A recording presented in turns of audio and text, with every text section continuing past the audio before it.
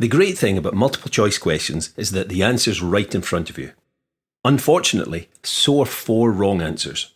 By watching this series of 6 videos, one for each topic, you're more likely to make the right choice. Let's get started with some electricity questions then. Here's the first. A circuit is set up as shown. The reading on ammeter A1 is 5.0 amps. The reading on ammeter A2 is 2.0 amps. The charge passing through the lamp in 30 seconds is... So the important thing here is that we have a parallel circuit, and in parallel circuits, current splits up. We're told that the current at this point in the circuit is 5.0 amps, and at this point it's 2.0 amps. That means if we placed a third ammeter here, in the bottom branch of the parallel circuit, it would measure a current of 5.0 minus 2.0, which is 3.0 amps. Since this is the branch with the lamp in it, the current in the lamp must be 3.0 amps. Finally, to calculate the charge passing through the lamp in 30 seconds, we use the equation Q is equal to IT, where Q is the charge in coulombs, I is current in amps, and T is the time in seconds. That gives us 3.0 times 30, which is 90 coulombs. Make sure to memorise what quantities the symbols in the relationship sheet represent, as well as the units that go with them. That'll make a huge difference in your final result. The next question says, 3 resistors are connected as shown. The resistance between X and Y is... So in numerical questions like this, I'd recommend working out a strategy for finding the answer, rather than looking at what your options are. The first thing to do is find the effective resistance of the 2 resistors in parallel, using the equation 1 over RT is equal to 1 over R1 plus 1 over R2. That gives us 1 over 12 plus 1 over 12, which, when we type it into our calculator using the fraction button, gives us 1 over 6. This is the value of 1 over RT, remember. So, to calculate RT itself, we calculate 1 over this value, which works out to be 6 ohms. That means that the 2 parallel resistors could be replaced by a single resistor of 6 ohms. The total resistance between X and Y then must be 12 plus 6, which is 18 ohms, since the 12 ohm resistor is in series with the 2 resistors in parallel. Now that's a lot of work for just one mark, but if you've watched my video on resistors in series and parallel, then you'll know that when you have 2 resistors of the same value in parallel, then the effective resistance of the arrangement is equal to half their resistance. Knowing that means you can very quickly work out that the answer to this question is C, giving you more time to work on other questions. And that's something I'd do in the written section where I'd want to show my working, but it could save you time getting through the multiple choice questions. Next question. The graph shows how the resistance R of a thermistor varies with temperature T. The thermistor is connected in a circuit. At a temperature of 50 degrees Celsius, the current in the thermistor is 0.004 amps. At this temperature, the voltage across the thermistor is, and then we have 5 possible answers. Let's move things around to give us more space. Now again, I wouldn't look at the answers until I'd worked out one of my own. To calculate the voltage across the thermistor, we can use Ohm's law, V is equal to IR. Current I is given in the equation 0.004 amps, but we'll need to find the resistance R from the graph. We're told that the temperature is 50 degrees Celsius when current is 0.004 amps. So all we have to do is go up from 50 degrees on the graph until we hit the line, then along to the left to find the thermistor's resistance at that temperature. The most important thing here though is to check the units on the y-axis, and you'll see that resistance is in kilo ohms. So at 50 degrees, the resistance of the thermistor is 2 kilo ohms.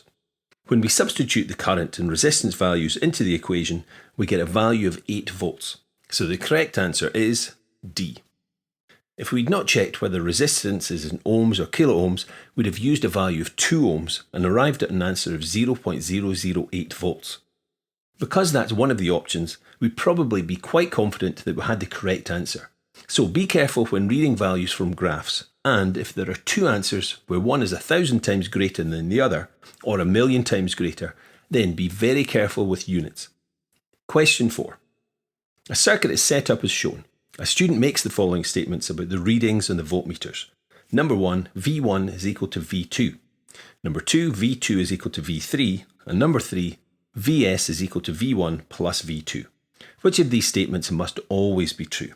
Here are the answers, which I'll move beside that circuit diagram. The important thing to note in this question is that we're looking for statements which are always true, not just true some of the time. The first thing we'll do is to look at point 2. So to do that, we'll need to look at those two resistors in parallel. The potential difference, or voltage, across components connected in parallel is the same. So that means that point 2 is true. Those two resistors in parallel have an effective resistance, which can be worked out using the equation we saw before. 1 over RT is equal to 1 over R1 plus 1 over R2. If we visualise them as one single resistor with resistance equal to the effective resistance of the parallel branch, then we can see that voltmeters V2 and V3 are measuring the same thing. We can also now turn to the other 2 points. If the resistance of resistor R1 is equal to the effective resistance of the two parallel resistors RT, then point 1 will be true. But this won't always be true, so we can rule out point 1. If you're not 100% sure about this, then you might want to watch some of my videos about voltage dividers. If your knowledge of voltage dividers is good, then hopefully you'll realise that point 3 is correct.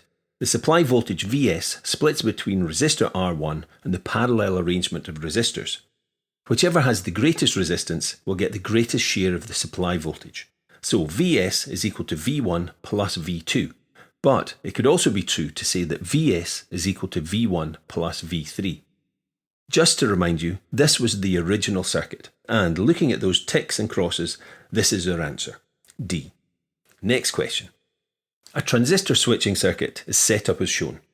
The variable resistor is adjusted until the LED switches off. The temperature of the thermistor is now increased.